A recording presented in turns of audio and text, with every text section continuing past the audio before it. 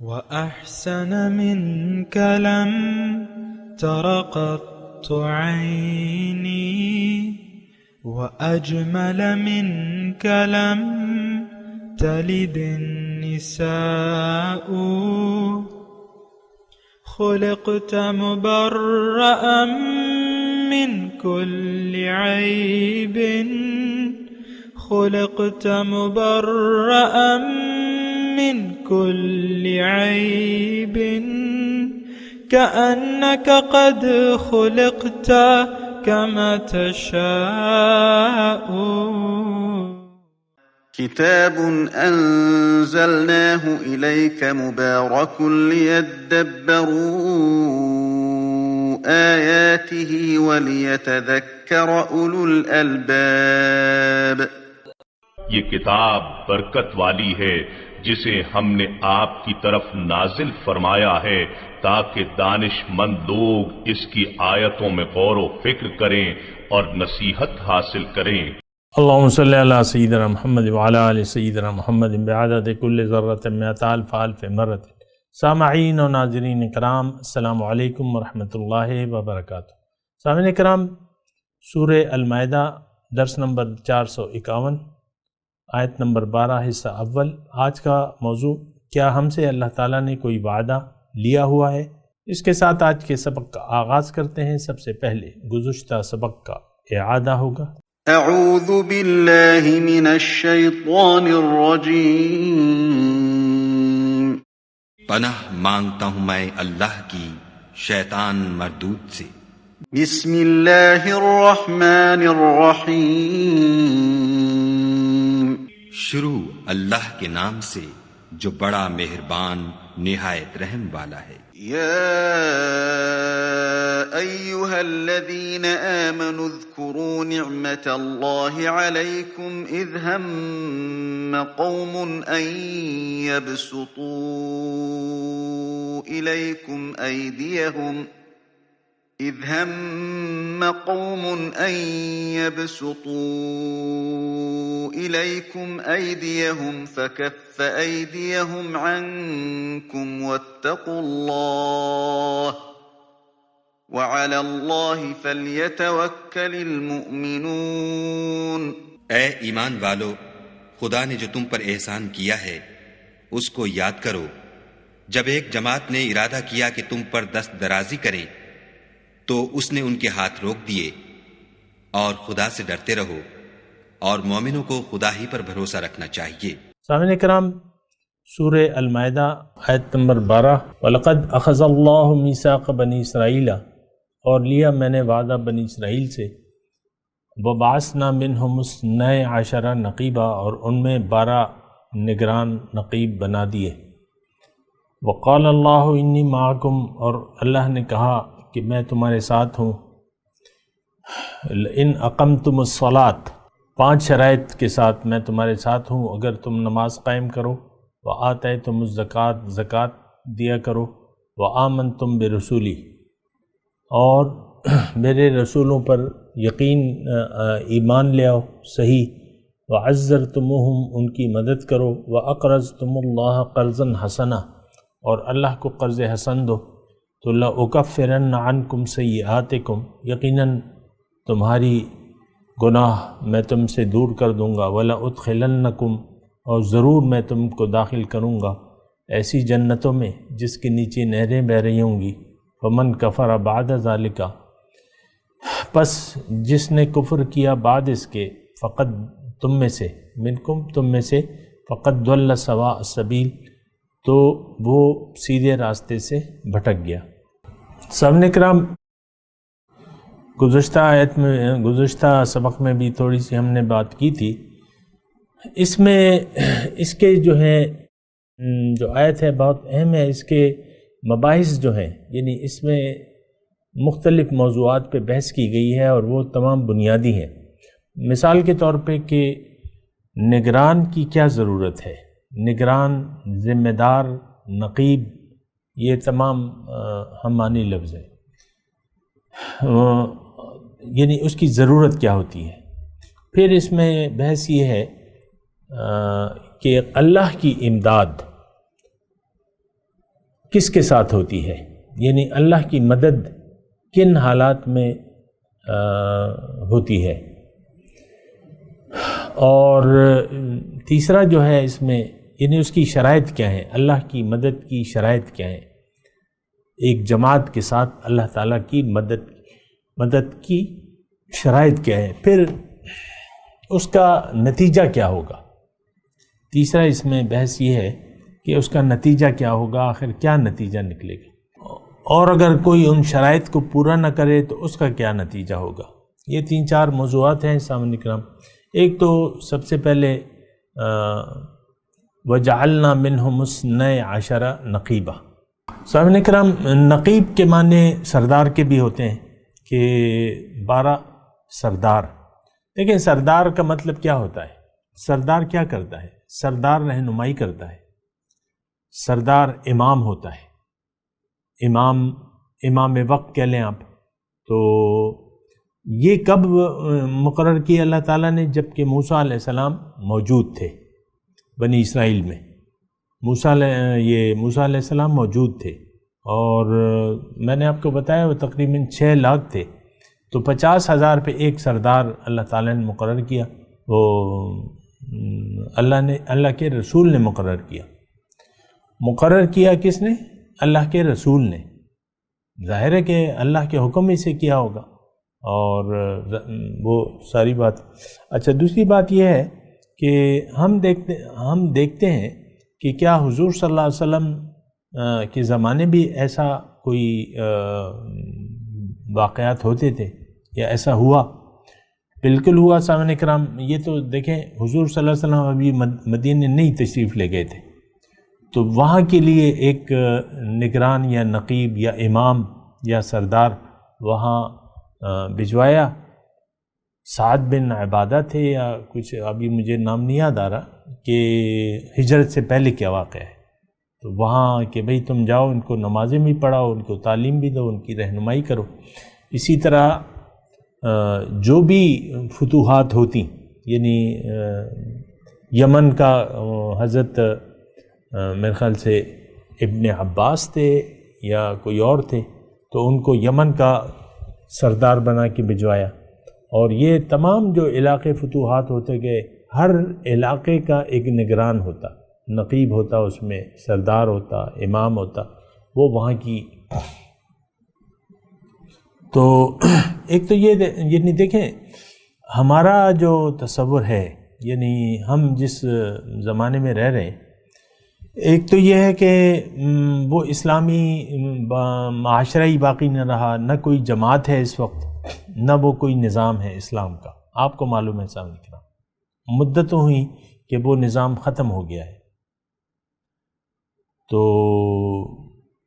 نماز، اب دیکھیں حضور صلی اللہ علیہ وسلم جہاں تک تھے تو خود انہوں نے نماز پڑھائی ساری، پھر جہاں بھی جو بھی سردار تھے وہ نماز پڑھانے کے مجاز تھے۔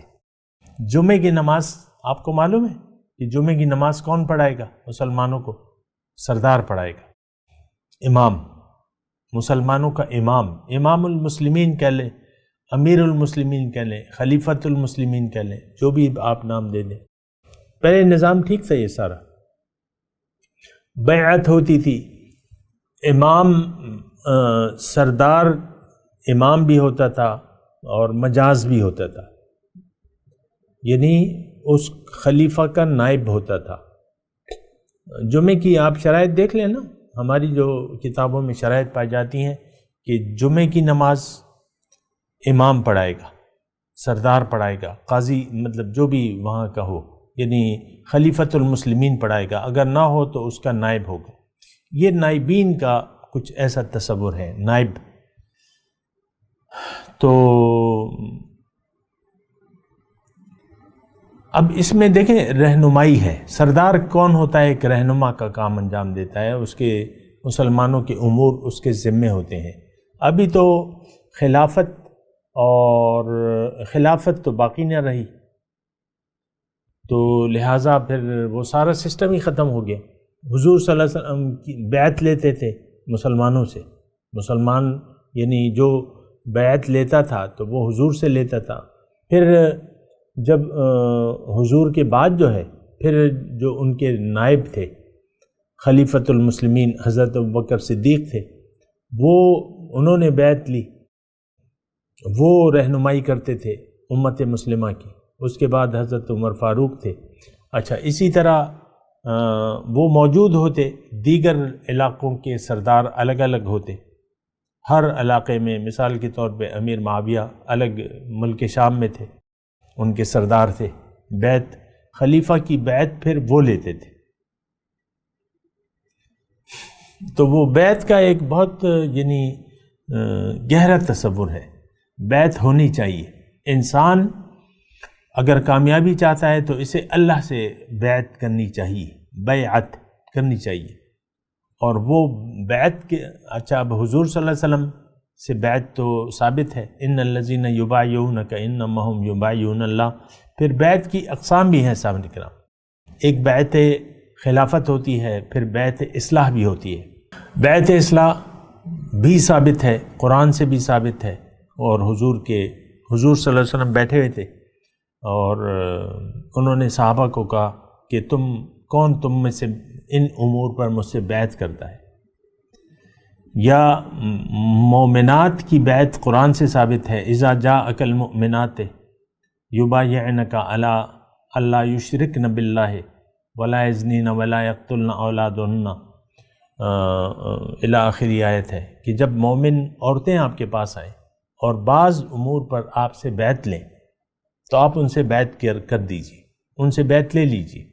اللہ تعالیٰ نے اپنے رسول کو حکم دیا کہ مومن عورتیں اگر آئیں آپ کے پاس تو ان سے آپ بیعت لے لیجیے میرے بہاف پہ۔ جو آپ سے بیعت کر رہا ہے وہ آپ سے نہیں بلکہ مجھ سے بیعت کر رہا ہے۔ تو یہ آج کل جو ہے نا سارا نظام اسلام کا سارا نظام تلپٹ ہو چکا ہے۔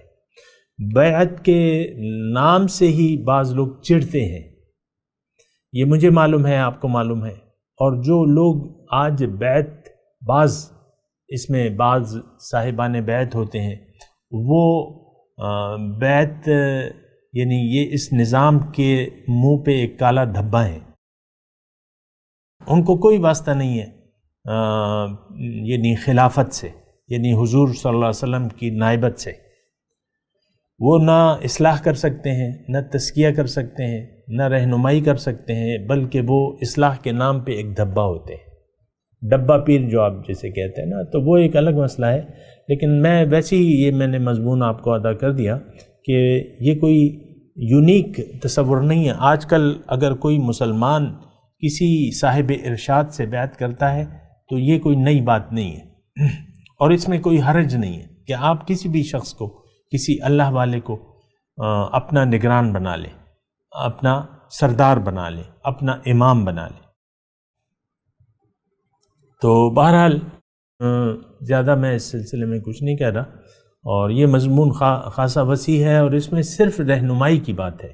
اور رہنمائی تو دیکھیں، ہم ہر جگہ جو ہے انسان رہنمائی کا محتاج ہوتا ہے، دنیاوی معاملات میں بھی انسان رہنمائی کا محتاج ہوتا ہے۔ میں اس کی تفصیل نہیں کر رہا، ہر معاملے میں یہ سارے یونیورسٹیاں، کالجز، یہ سکولز، یہ سب رہنمائی کے لیے بنائے گئے ہیں کہ بچوں کی رہنمائی کریں۔ اب رہنمائی کا وہ ایک الگ وہ ہوتا ہے کہ کس چیز کی رہنمائی۔ اچھا، تو بہرحال نبی کی اتباع جو ہے، نبی کی اتباع کہ آیا اب جیسے سوال یہ ہے نا کہ نبی کی اتباع کے علاوہ بھی کسی کی اتباع ہو سکتی ہے؟ کیوں نہیں ہو سکتی؟ ہونی چاہیے۔ اصل تو دیکھیں، اللہ کا حکم اللہ کی اطاعت ہے، پھر اللہ کی اطاعت ہو نہیں سکتی رسول کی اطاعت کے بغیر۔ آج ہم کیا کریں گے؟ آج کس کی اطاعت کریں گے؟ ایک شخص کو ایسے تلاش کریں جس کی جو رسول کے نقش قدم پر چل رہا ہے، جو سچا ہے، جو جھوٹا نہیں ہے، سچا ہے، اللہ والا ہے، اور اللہ کی یعنی سنت رسول سے واقف ہے، اور وہ اللہ والا ہے اور اللہ کے راستے پر چل رہا ہے، آپ اس کے پیچھے چلنا شروع کر دیں، اتباع شروع کر دیں اس کی۔ اتباع شیخ کہا جاتا ہے اس کو. تو یہ یعنی جو نکتہ چین ہیں ان سے تو میرا کوئی لینا دینا نہیں ہے، نہ ان سے بحث ہے، لیکن اتباع جو ہے غیر نبی کی بھی ممکن بھی ہے، جائز بھی ہے. حضرت موسیٰ علیہ السلام موجود تھے. قرآن سے آپ اگر کہیں مجھے کہ بھئی ہم تمہیں مثال دو، ایک تو اللہ تعالیٰ فرما رہا ہے کہ وَاتَّبِعْ سَبِيلَ مَنْ أَنَابَ إِلَيَّ، تم اتباع کرو اس شخص کی جو میری طرف رجوع کر چکا ہے.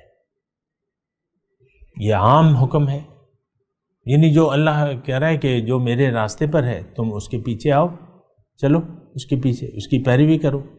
اب یہ آج کل یعنی یہ ایک سادہ سی بات ہے، کوئی شخص رسول کی اتباع کر رہا ہے، ہم اس کی اگر پیروی شروع کر دیں تو متبع رسول کی پیروی اگر شروع کر دیں تو کیا یہ ناجائز ہے؟ نہیں. قرآن میں اور بھی موسیٰ علیہ السلام کے دور میں قرآن میں وہ آتا ہے، ایک مومن تھا جس نے اپنا ایمان چھپایا ہوا تھا، سورہ مومن میں ہے اس کا. فرعون کے درباریوں میں سے ایک شخص تھا جو اپنا ایمان چھپا رہا تھا، لیکن جب فرعون نے موسیٰ علیہ السلام کو قتل کرنے کا ارادہ کیا تو وہ پھر کھڑا ہو گیا.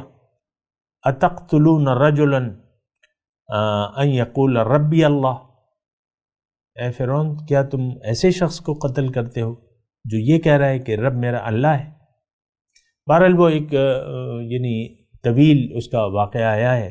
پھر وہ آخر میں کہتا ہے یا قوم اتبعونی اہدکم سبیل الرشاد، اے لوگو، اے فرعون اور اس کے درباریوں، تم میری اتباع کرو.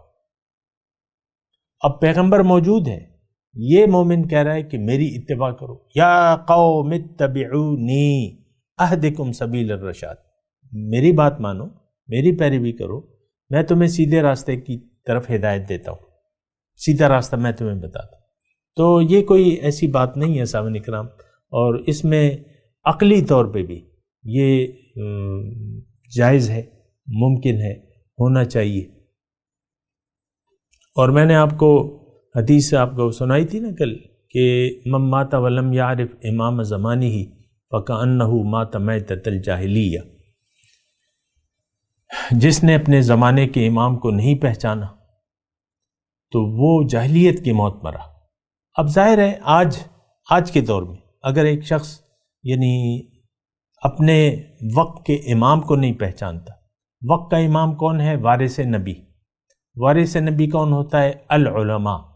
العلماء ورثۃ الانبیاء، یا علماء امتی کا انبیاء بنی اسرائیل. میری امت کے علماء جو ہیں وہ بنی اسرائیل کے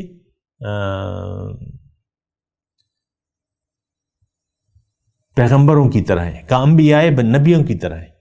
اب بنی اسرائیل میں دیکھیں ایک نبی موجود تھے، موسیٰ علیہ السلام موجود تھے، ان کے ساتھ ان کے بھائی بھی تھے. ایک پیغمبر کی بنی اسرائیل کے صاحب شریعت پیغمبر صرف ایک تھے اور وہ موسیٰ علیہ السلام تھے، لیکن سینکڑوں پیغمبر آئے انہی کی رسالت کے تحت، اور سینکڑوں، کیونکہ نبوت کا دروازہ تو ابھی بند نہیں ہوا تھا، سینکڑوں جو بھی ہوتا نبی ہوتا. یہ حضرت داؤد علیہ السلام، حضرت سلیمان علیہ السلام، یوشع نبی، اور بہت سے نام ہیں یعنی بنی اسرائیل کے، یحییٰ ہے، زکریا ہے، وغیرہ وغیرہ. تو اس میں کوئی ایسی بات نہیں ہے سامنے کر. میں صرف یہ کہہ رہا ہوں کہ آپ اگر اللہ تک جانا چاہتے ہیں تو اپنے راستے کے لیے ایک رہبر کو متعین کر لیں. اللہ کے راستے کی رہنمائی کے لیے آپ آج اپنے زمانے میں اپنے ارد گرد کسی سچے شخص کو تلاش کر لیں جس کی خبر صادق و مصدوق نے دی ہے کہ ایک جماعت قیامت تک، ایک جماعت ایسی ہوگی جو حق پر قائم ہوگی اور وہ یعنی کسی کی ملامت سے نہیں ڈرے گی اور حق پر قائم ہوگی. تو یہ اچھے لوگ جو ہیں وہ ہر زمانے میں موجود ہوتے ہیں، یہ بات نوٹ کر لیں سامنے کا. زمانہ اگر بہت بھی خراب ہو اچھے لوگ ہوتے ہیں، اور بہت ہی اچھا ہو تو خراب لوگ بھی موجود ہوتے ہیں. اچھے لوگوں سے یعنی دنیا خالی نہیں رہتی، یہ بات نوٹ کر لیں. بہرحال تو وَلَقَدْ أَخَذَ اللَّهُ مِيثَاقَ بَنِي إِسْرَائِيلَ وَبَعَثْنَا مِنْهُمُ اثْنَيْ عَشَرَ نَقِيبًا. اب موسیٰ علیہ السلام موجود تھے اور 12 امام 12 سردار اور بنا دیے گئے. تو اس میں کیا مطلب، یہ تو اللہ تعالیٰ کی سنت ہے، طریقہ ہے اور ہونا چاہیے. ہمارا تو معاشرہ یعنی جو جماعتی سسٹم ہے وہ تو خراب ہو گیا. امام المسلمین نہیں آج، نہ ایک جماعت ہے، نہ اس کا کوئی امیر ہے. اچھا پھر آگے چلتے ہیں. وقال اللہ انی معکم، اللہ تعالیٰ نے فرمایا دیکھو میں تمہارے ساتھ ہوں. کیا مطلب؟ اللہ کی مدد کب ہوتی ہے؟ مسلمانوں کی جماعت کے ساتھ اللہ تعالیٰ کی مدد کب ہوتی ہے اس کے ساتھ جماعت کے جب وہ یہ 5 شرائط پوری کرے. دیکھیں قرآن ہے یہ، اور قرآن یعنی اللہ تعالیٰ ہمیں بتا رہا ہے وقال اللہ انی معکم. اب اگر آپ کہیں کہ بھئی یہ تو بنی اسرائیل کے لیے تھی، تو چلیں آپ اپنی شرائط بتا دیں. یہ وہ تو ایک کٹ حجتی والی بات ہے نا کہ نہیں یہ تو بنی اسرائیل کے لیے تھیں اور یہ ان کے لیے تھے اور یہ ان کے لیے تھے. آپ کے لیے کیا ہے؟ آپ پر اللہ تعالیٰ کی مدد کب نازل ہوگی؟ یہی شرائط ہیں بھیا. لئن اقمتم الصلاۃ، پہلی شرط جو ہے نماز قائم کرنے کی شرط ہے، اور یہ تو قرآن میں اور جگہ بھی ہے. یہ اللہ کے بندے وہ لوگ ہیں جب میں انہیں زمین پر امامت دوں، یعنی مکناہم فی الارض اقاموا الصلاۃ. یہ مسلمانوں کے لیے بھی اللہ تعالیٰ نے بیان کی ہے، یعنی آج کے مسلمان کے لیے. اور زکوٰۃ دے، نماز، یہی شرائط ہیں سامنے کرام. لئن اقمتم الصلاۃ، اگر تم نماز کا نظام قائم کرو.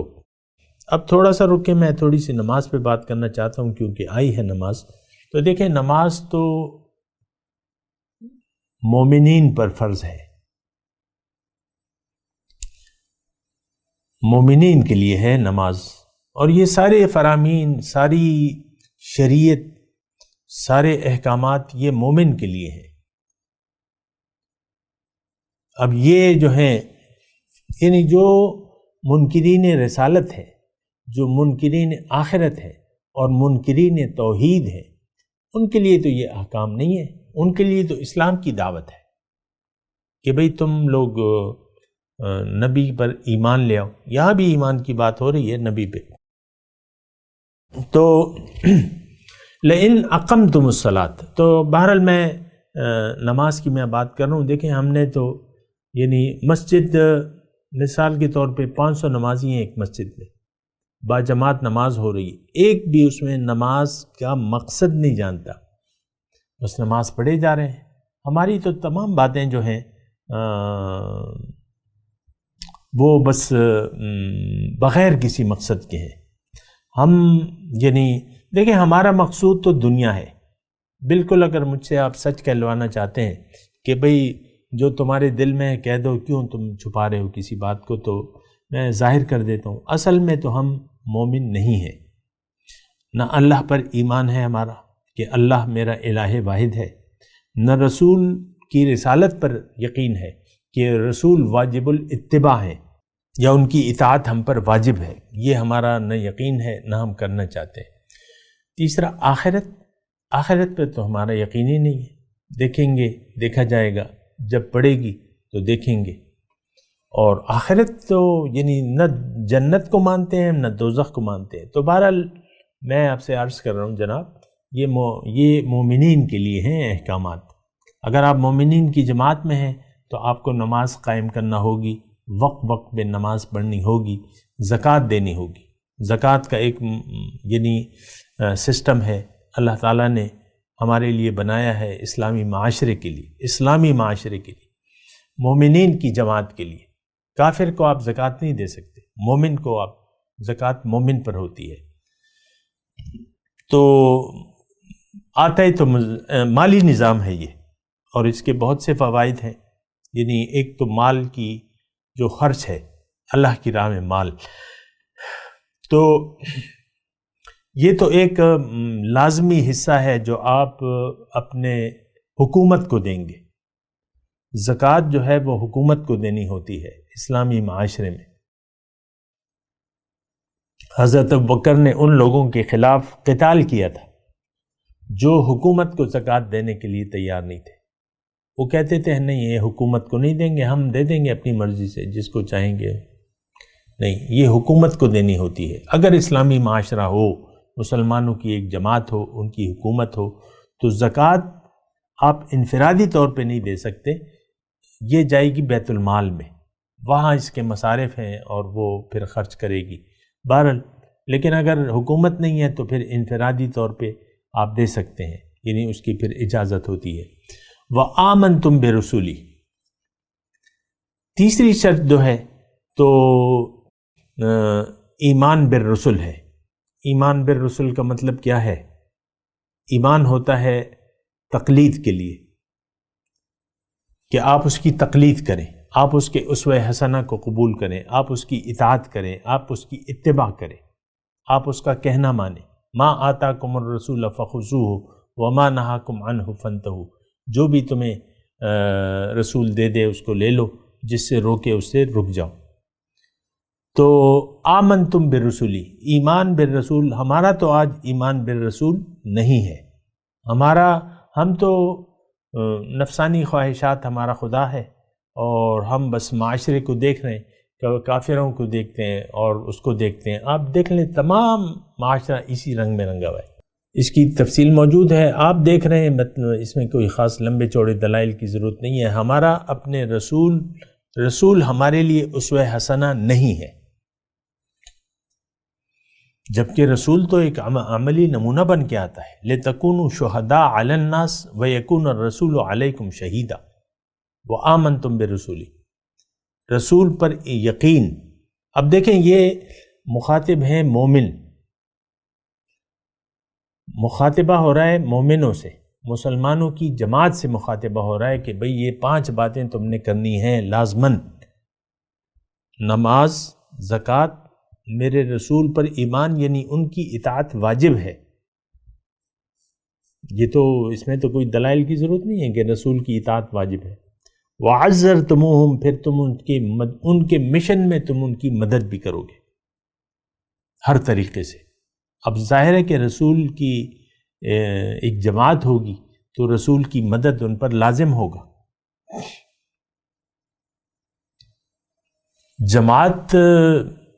جماعت کا مطلب یہ ہے کہ آپ امیر کی اطاعت بھی کریں گے اور اس کی مدد بھی کریں گے۔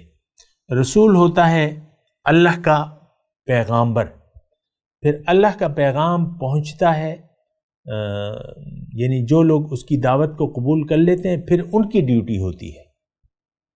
اب حضور صلی اللہ علیہ وسلم تشریف لائے، اور یعنی ان کی پھر ہجرت ابھی نہیں کی تھی انہوں نے، مدینے میں جو ہے وہ یہاں سے انہوں نے اصحاب بھجوائے، تو انہوں نے رسول کی مدد کی، اور حضور کے جانے سے پہلے ایک اچھی خاصی جماعت تیار ہو گئی تھی جو ایمان لے آئی تھی اس صحابی کے ہاتھ پہ، کلمہ پڑھ لیا تھا انہوں نے ماشاءاللہ۔ تو رسول کی مدد، دیکھیں اصل مدد تو ہوتی ہے اللہ کی،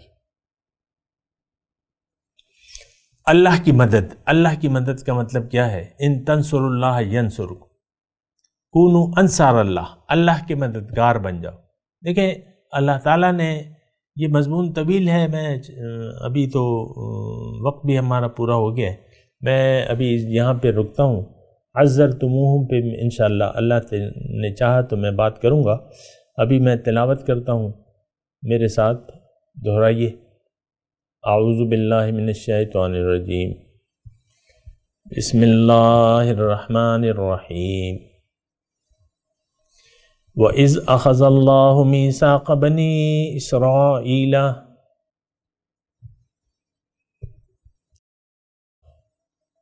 جب لیا اللہ نے وعدہ بنی اسرائیل سے،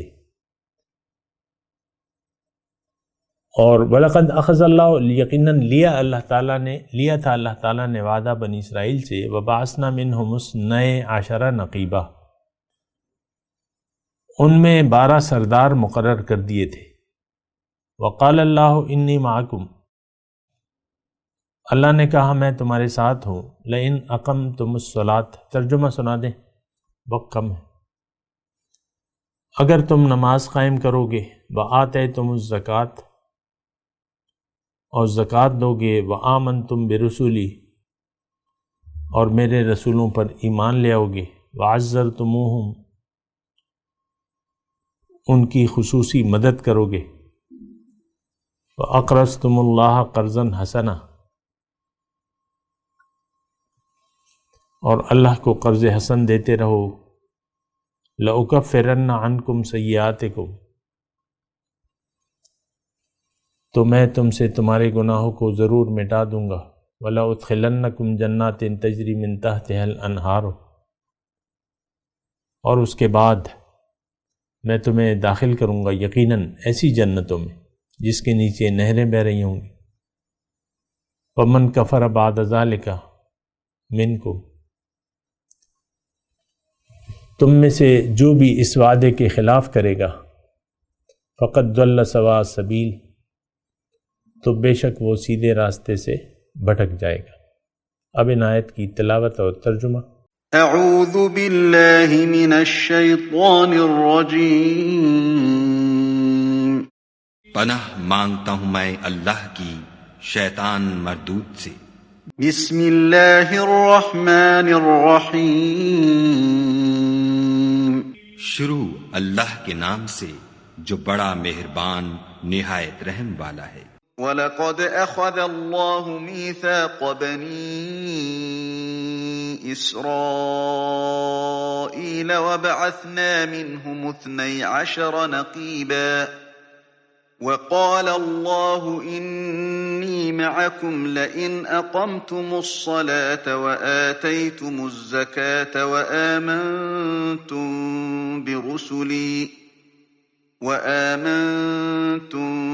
برسلي وعزرتموهم وأقرضتم الله قرضا حسنا لأكفرن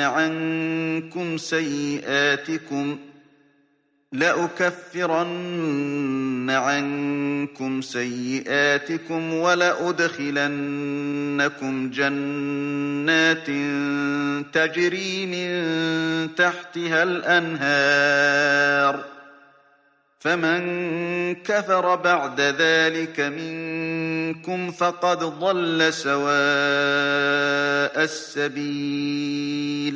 اور خدا نے بنی اسرائیل سے اقرار لیا اور ان میں ہم نے 12 سردار مقرر کیے۔